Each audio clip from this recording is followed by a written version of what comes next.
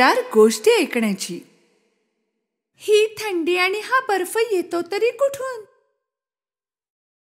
खूप दूरवरून.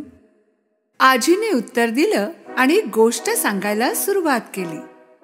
एक देश होता, बर्फच बर्फ सगळीकडे. त्यांची राणी तिच्या बर्फाच्या महालात एकटीच राहत होती, जो तिने स्वतःच बनवला होता. ही स्नो क्वीन खूप सुंदर होती आणि स्वच्छही, अगदी बर्फासारखी. पण स्नो क्वीन मनाने दुष्ट होती आणि तिने त्या बर्फाच्या महालात अनेक गुपितं लपवून ठेवली होती.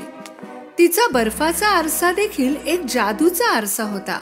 यामध्ये ती जगात कुठे काय चालले आहे सगळं पाहू शकत होती.